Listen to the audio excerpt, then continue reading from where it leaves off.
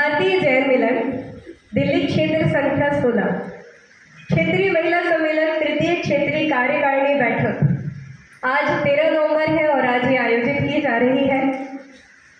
क्षेत्रीय अध्यक्ष वीर प्रवीण कुमार जैन जी, कार्यकारी अध्यक्ष वीरांगना रेखा जी, कार्यकारी अध्यक्ष प्रवीण कुमार जैन जी, क्षेत्रीय मंत्री वीर राजेश जैन जी, महिला जैन मिलन की मरु देवी जी, वीरांगना शशिलता जैन जी, अतिवीर सुरेंद्र जैन जी, अतिवीर अजय कुमार जैन जी, वीर सर्वेश कुमार जैन जी। क्योंकि मैं ज़्यादा जानकारी नहीं रखती हूँ, लोगों से बहुत ज़्यादा परिचय नहीं है, इसलिए हमने अपने साथ बैठे सहयोगी जी से उनसे कहा कि आप बता दीजिए कि कौन कौन आया हुआ है, उनका नाम मैं दे सकती हूँ। बाकी मैं दिल से जितने भी यहाँ पर वीर पुरुष और वीरांगना महिला है उनका दिल से अभिनंदन करती हूँ, उनका वंदन करती हूँ।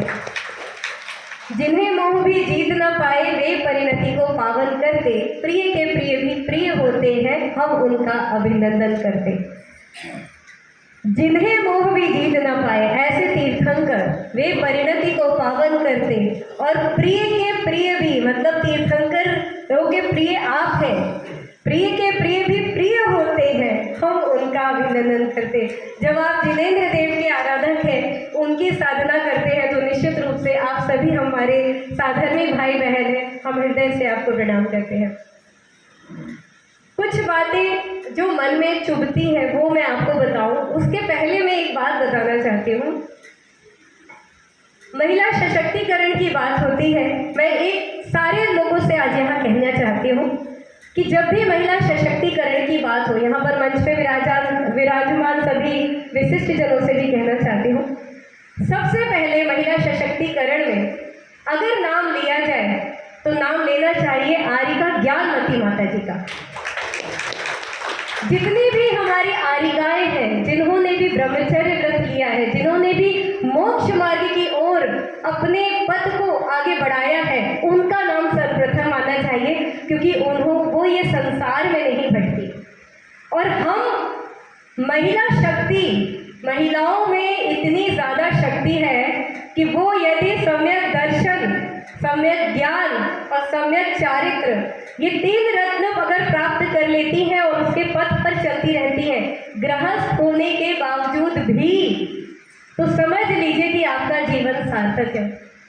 अगर आपके मन, आपके घर अगर एक बालिका का जन्म होता है, सबसे पहले ये भावना भाइये, सबसे पहले ये भावना भाइये कि ये अपने जीवन का कल्याण करे और जिन धर्म की रक्षक बने, जिन धर्म की अगर वो रक्षक बन गई तो समझ लीजिए कि आपने अपने परिवार का कल्याण तो किया, अपने समाज का, अपने देश का, अपने धर्म का कल्याण कर लिया। तो पहली बात तो मैं ये कहना चाहूँगी, आरिका ज्ञानमती माता जी को यहाँ से वंदनामी करती हूँ। उन्होंने जो एक अलग जगाई, उन्होंने जो मोक्ष मार्ग का रास्ता तय किया है, हम सभी की यही भावना होनी चाहिए कि हम भी जिन धर्म के लिए आरिका दीक्षा ले, कभी ये भाव बने, कभी ये वो संकल्प जागृत हो जाए, कम से कम हम भावना तो भा सकते हैं ना। क्या पता एक छोटा सा संकल्प, एक भावना कौन सा मूर्त रूप ले ले और किस समय हमें ये ज्ञात हो जाए कि बस हमें उसी रास्ते आगे जाना है और अपने जीवन को सार्थक करना। एक दो बातें हैं जो मैं जरूर कहूँगी, अगर समय की सीमा ना हो तो। देखिए, हम सभी कहीं ना कहीं अपने जिस भी धर्म को मानेंगे, जानते हैं, उस पथ पर चलते हुए हम कुछ ही बातों का ज्ञान रखते हैं, सभी बातें नहीं जानते। तो सबसे पहले मैं ये कहना चाहूँगी कि हमको अपना शास्त्र स्वाध्याय बिल्कुल सबल बनाना चाहिए। कम से कम हम एक दिन आधा घंटा निकालें शास्त्र स्वाध्याय के लिए। अगर हमने शास्त्र स्वाध्याय करना प्रारंभ कर दिया, अपने जिन धर्म को पढ़ना प्रारंभ कर दिया, तो सामने वाले से हम आर्गुमेंट कर सकते हैं, उनसे हम लड़ सकते हैं कि आप गलत बोल रहे हैं। अभी मैं बता रही थी, बात हो रही थी उनसे कि एक कोचिंग है, IAS पढ़ने के लिए उनको पढ़ाया जाता है।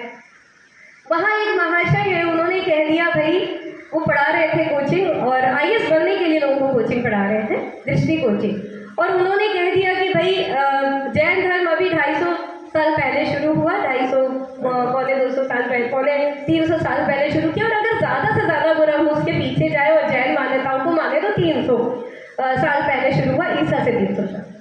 क्या हम इस बात को स्वीकार करेंगे? नहीं करेंगे, पर वो पढ़ाया जा रहा है। और जैसे ही वो खबर मिली, जैसे ही वो ट्वीट हुआ, विश्व जैन संगठन के संजय जैन जी हैं, जिनको मैं इसलिए हीरो मानती हूँ। मैं कभी भी किसी भी हीरो हीरोइन, जितने भी फिल्म एक्टर है, फिल्म एक्ट्रेस है या राजनेता है, किसी को कभी अपना आदर्श नहीं मानती, कभी भी नहीं मानती। क्यों इनको आदर्श मानना? हमारा कौन सा भला कर रहे हैं जो हम इनको अपना आदर्श माने? सब व्यसनी लोग हैं, हम क्यों माने इनको अपना आदर्श? नहीं मानेंगे। हम भगवान महावीर के वंशज हैं, हम भगवान महावीर को 24 तीर्थंकरों को अपना आदर्श मानेंगे, और जो जिन धर्म की रक्षा करने के लिए आगे रहता है उनको अपना आदर्श मानेंगे। तो मैं उनको बहुत फॉलो करती हूँ। क्यों? क्योंकि वो कहीं भी ऑथेंटिक न्यूज़ आती है ना ऐसी, कि जिन धर्म के प्रति कुछ भी द्वेष भावना से कुछ कहा गया है या कुछ किया गया है, तुरंत वो समाचार भेजते हैं, व्हाट्सएप पे हो, फेसबुक पे हो या ट्विटर पे हो, तुरंत ट्वीट करते हैं। कमी कहाँ रह जाती है, ये मैं आपको बता रही हूँ। जो अभी चर्चा मुझसे हो रही थी वही चर्चा आपसे ले जा रही हूँ। जैन मिलन में कुल कितने सदस्य होंगे पूरे ऑल ओवर इंडिया? 50,000। 50,000 की संख्या में जैन मिलन में सदस्य है, और वो 50,000 की संख्या उनकी है जो घर के बड़े लोग सदस्य हैं। अब एक घर के 2 व्यक्ति अगर 50 सदस्य हैं, तो समझ लीजिए उनके परिवार में अगर 5 सदस्य हैं तो कितनी संख्या होगी। क्या जैन मिलन एक संकल्प ले सकता है? क्योंकि आजकल देखिए सोशल मीडिया का ज़माना है। अगर एक बात विचलित करती है, अगर हमारे तीर्थ क्षेत्रों पे आँच आती है, मैंने खुद देखा है तीर्थ क्षेत्र समय शिखर जी में जाकर आधी रात को 10:30 बजे जाकर हिम्मत करके वीडियो बनाया था मैंने। ये मेरे यहाँ पर जीवन साथी बैठे हैं, इनको तक ये हो गया था कि इतनी रात को आप क्यों वीडियो बना रहे हो? कहीं कुछ, क्योंकि झारखंड जैसी जगह है, कभी कुछ भी हो सकता है, कह नहीं सकते। जैसे ही समय शिखर जी में आप प्रवेश करेंगे, जैसे ही वहाँ पर आप प्रवेश करेंगे, आपकी मन की भावना बिल्कुल शुद्ध होती है। आपको लगता है पार्श्वनाथ भगवान की जय बोलते हुए आप प्रवेश करते हैं, पर जैसे ही आप प्रवेश करते हैं आपको अभक्ष दुकानें दिखाई देती हैं, आपको वहाँ पर अंडा दिखाई देता है बिकता हुआ, शराब बिकती हुई दिखाई देती है। और ये देख के उस द्वार के नीचे, जिस द्वार में समय शिखर लिखा है प्रवेश मधुबनी का क्षेत्र, उस द्वार पे ईसरी वाला क्षेत्र जब दिखाई देती है ना, तो खून खौल जाता है।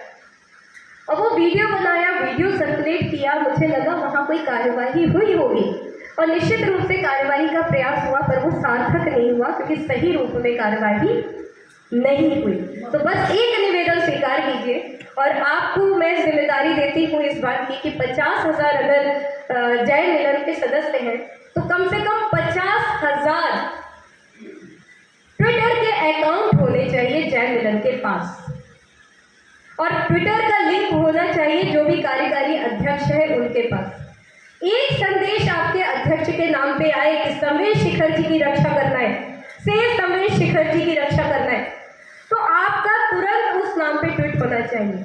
अगर एक संदेश आपके पास आए कि भाई किसी अलाना फलाना पढ़ाने वाले ने अपनी अज्ञानता में जैन धर्म की प्राचीनता पर आक्षेप किया है, तो तुरंत उसको बैन किया जाए, ये ट्वीट होना चाहिए। क्योंकि आपको पता है कि अगर एक दिन में, एक बार में 30 से 35,000 ट्वीट हो जाते हैं, तो अच्छी सरकारें भी हिल जाती हैं। उनको बात माननी पड़ती है कि भाई ये क्या हो गया, क्या बवाल हो गया, न्यूज़ चैनल पे आ जाती है चीज़। और जो बात न्यूज़ चैनल पे है, हमारा संवेश शिखर जी का मामला न्यूज़ चैनल पे नहीं आ पा रहा, हमारे यहाँ कोई भी परेशानी होती है वो न्यूज़ चैनल पे नहीं जा पाती है। क्यों नहीं जा पाती है? क्योंकि हम लोग संज्ञान नहीं लेते। आपको पता है भारतवर्ष को श्रमण संस्कृति, ये जो जैन संस्कृति है श्रमण संस्कृति कहलाती है, इसकी क्या देन है? कहीं भी जाइए ये बात जरूर बताइएगा, और बहुत गर्व से बताइएगा कि हमारे देश को भारत नाम, लिपि, भाषा और गणतंत्र, 4 बातें याद रखिए। नाम, लिपि, भाषा, गणतंत्र, ये 4 चीजें, और भी बहुत अनेक योगदान सकते, पर जो मुख्य रूप से है, जिसके नाम पे हम गर्व करते हैं, वो मुख्य रूप से कि जैन धर्म श्रमण संस्कृति का योगदान है भारत के लिए, कि आदिनाथ के प्रथम तीर्थंकर आदिनाथ के ज्येष्ठ पुत्र भरत चक्रवर्ती के नाम पर इस देश का नाम भारत पड़ा। और एक बात और मैं आपको बता दूं, कभी कोई आपसे बहस करे ना, उसको ये बता दीजिएगा कि पुराण नहीं पढ़ते क्या, आपको अपने ग्रंथों का ज्ञान नहीं है क्या? क्योंकि जैन धर्म तो छोड़िए, पुराणों में भी यही बात लिखी है। कितने उदाहरण पेज नंबर सहित, आपको उदाहरण चाहिए मैं दूंगी। और एक भारतनामा पुस्तक है जो प्रभा किरण जी ने लिखी है, उसमें संकलन है लेखों का, और सिर्फ जैन बंधुओं ने उसमें आर्टिकल नहीं लिखा है, इतिहासकारों ने उसमें आर्टिकल लिखा है। उसको अगर आप पढ़िए तो आपको ज्ञात होगा कि कितनी जगह उल्लेख मिलता है।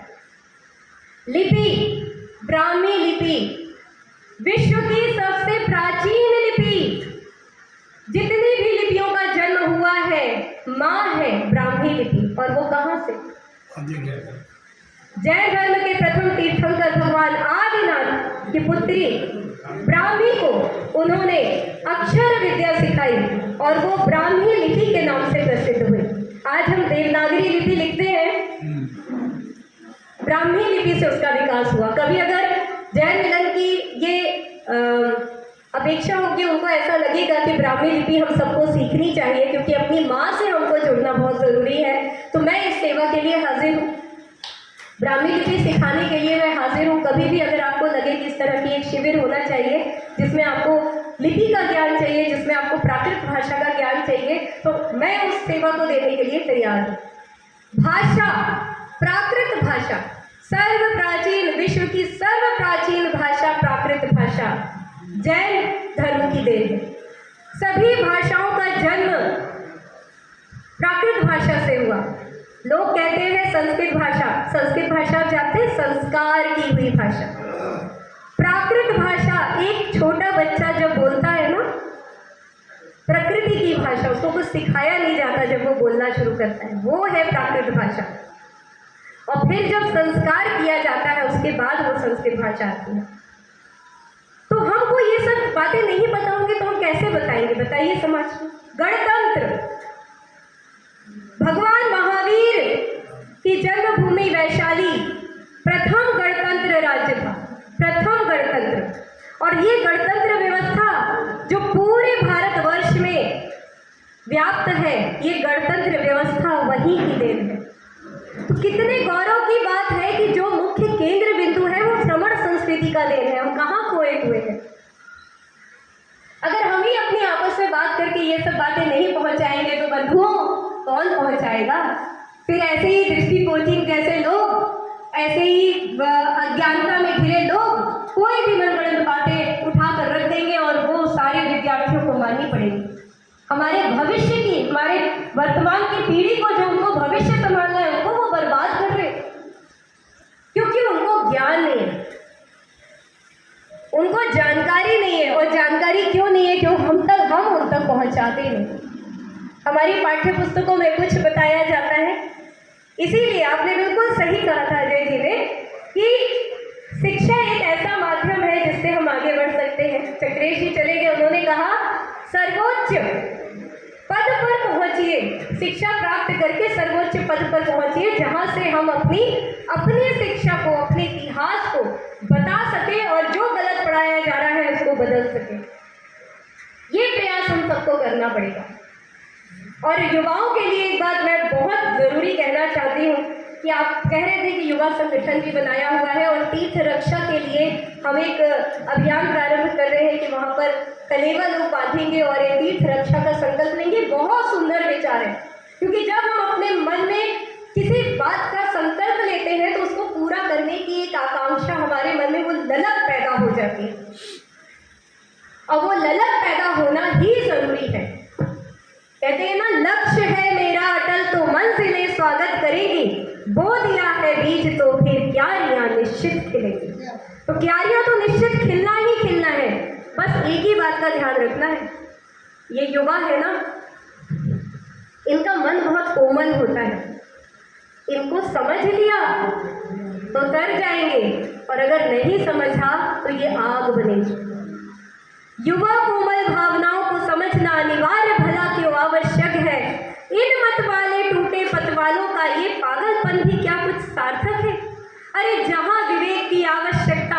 वहाँ ये भावुक होते हैं, भावुकता जहाँ अनुकरणीय वहाँ विचारते फिरते हैं, इसलिए ये भटक जाते हैं, पथ से थोड़ा हट जाते हैं, कत्ल खुशियों का करके जिंदगी रोते रह जाते हैं।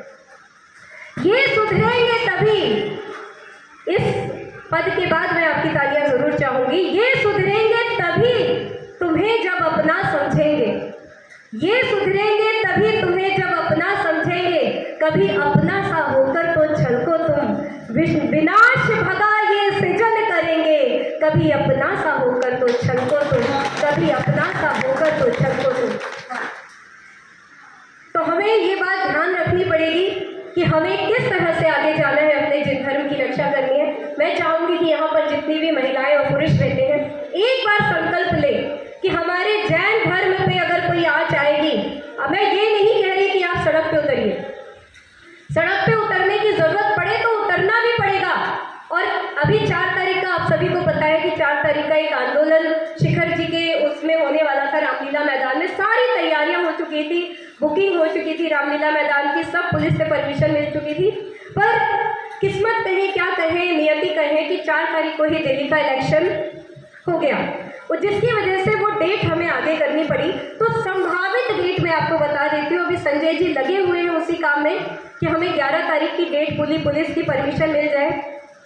तो 11 तारीख नहीं तो कोई भी डेट अगर आगे पीछे की होगी तो आप ये मान के चलिए कि जैन मिलन का अगर एक सदस्य, और जो पूरे भारतवर्ष में जिस जगह पर भी विराजमान है, अगर जैन मिलन में बेड़ा उठा लिया, मैं जैन मिलन के परिवार की ही सदस्य हूँ क्योंकि बचपन से मैंने बनारस में जैन मिलन की मीटिंग्स में मैं बहुत गई हूँ, मेरे पिताजी और माँ हमेशा उससे जुड़े रहे हैं, तो बहुत जाना आना मेरा रहा है। तो अगर जैन मिलन के परिवार ने ये ठान लिया कि जिस समय संवेश शिखर जी का आंदोलन होगा, धर्म सभा का आंदोलन होगा, हम हर शहर में जहां विराजमान है वहां पर हम आंदोलन करेंगे और इसको ऐसा विश्वव्यापी आंदोलन बना देंगे कि पूरी सरकारें हिल जाए, झारखंड हिल जाए, उसको ये मानना पड़े कि संवेश शिखर जी सिर्फ जैन धर्म का है और किसी का नहीं है। 20 तीर्थंकरों की वहां पर मोक्ष स्थली है। बस साफ बात है कि वहां पर आप पर्यटन क्षेत्र बनाएंगे, अभयारण्य बनाएंगे, वहां पर्यटकों को भेजेंगे, वहां विदेशियों को भेजेंगे। क्यों भेजेंगे? जब आपने अपने सारे हिंदू तीर्थों को सुरक्षित कर लिया है, वहां पर पुलिस लगा दी है, वहां पर उनके परिचय पत्र बनवा दिए हैं, कोई आंख उठाकर वहां नहीं देख सकता, तो जैन धर्म की तीर्थों की भी रक्षा हम करेंगे और आपको करवानी पड़ेगी। ये जोश जिस दिन आ गया उस दिन समझिए कि हमारे ऊपर कोई आंख उठाकर नहीं देख सकता, हिम्मत ही नहीं हो सकती। जिस तरह संथारा में पूरे देश में आंदोलन हो गया था संलेखना के लिए, जिस तरह से जब पिछी के लिए पूरे देश में आंदोलन हो गया था, उस तरह का आंदोलन हो, उस तरह की जैन एकता प्रदर्शित हो, तब समझ में आए कि भाई क्या बात है, तब लगे कि हम वीर और वीरांगना हैं। सिर्फ बोलने से या नाम के आगे लगाने से नहीं, वो कर्मठ, वो काम करके हमें दिखाना पड़ेगा। और अजय जी ने एक निवेदन किया आपसे कि सभी लोग जब चुनाव की प्रक्रिया आने वाली हो और नामांकन हो कि भैया लिखवाना है तो वहाँ पर आप जैन लिखवाइए। एक निवेदन और स्वीकार कीजिए कि भाषा में प्राकृत भाषा लिखवाइए, प्राकृत भाषा के अलावा वहाँ पर कोई भी भाषा मत लिखवाइए। हमारे जैन धर्म का बच्चा बच्चा णमोकार मंत्र बोलता है और णमोकार मंत्र प्राकृत भाषा में है। आज हम प्रयास कर रहे हैं कि हर राज्य में प्राकृत एकेडमी की स्थापना हो। हम जब जाते हैं तो वहाँ हमसे पूछा जाता है कि भाई प्राकृत कौन बोलता है। मैंने कहा आप एक 3 साल के बच्चे को बुला लीजिए, प्राकृत बोलता है। हम क्यों बोले कि भाई प्राकृत नहीं बोलते, आप नहीं बोलते, कोई बताओ, हाथ खड़ा करके बताओ किसको णमोकार मंत्र नहीं आता। सब बोलते हैं प्राकृत भाषा, प्राकृत की गाथाएं याद होती हैं सबको, प्राकृत के जो मंत्र पढ़ते हैं वो सबको याद होते हैं। कैसे हम कह दें कि हमारे यहाँ प्राकृत नहीं बोली जाती? सबसे पहले अगर बच्चा जन्म लेता है तो उसके कानों में णमोकार मंत्र सुनाया जाता है। उसके ओठों पे जब माँ का नाम आता है, जब वो बोलना शुरू करता है, उसको णमोकार मंत्र सिखाया जाता है। तो आज से ये निश्चय कर लीजिए, जैन धर्म, जैन जाति और प्राकृत भाषा, भाषा में हमेशा प्राकृत भाषा ही भरेंगे। अगर किसी ने आपसे सवाल कर दिया ना कि भाई प्राकृत कौन बोलता है, सुना दीजिएगा गाथाएं, अपने आप उसका मुंह बंद हो जाएगा। तो ये कुछ मन की बातें थी जो आपसे मुझे कहनी थी। बस एक ही बात कहती हूँ कि स्वप्न होंगे साकार पर करो तो सही, प्रभु खड़े हर द्वार आप नमो तो सही। एक पल भी रुकने से दूर हो जाती है मंजिलें, हम सभी निभाएंगे साथ आप चलो तो सही, हम सभी निभाएंगे साथ आप चलो तो सही। जैनम जयतु शासनम रमो जिराणम। जय जिनेंद्र के साथ साथ आज से आप लोग एक और अभिवादन कीजिए, रमो जिराणम, क्योंकि ये प्राकृत भाषा का है। जिस तरह से हम जय जिनेंद्र बोलते हैं उसी तरह से रमो जिराणम। एक बार बोलिए, रमो जिराणम। अब जब भी फोन उठाएंगे तो हेलो मत बोलिएगा, रमो जिराणम। सामने वाला अपने आप समझेगा। हमारे घर में और हम लोग सब लोग रमो जिराणम से ही शुरुआत करते हैं। जय जिनेंद्र। और कुछ भी अगर धर्म के अनुकूल नहीं कहा गया तो उसके लिए उत्तम क्षमा। धन्यवाद इंदु जी।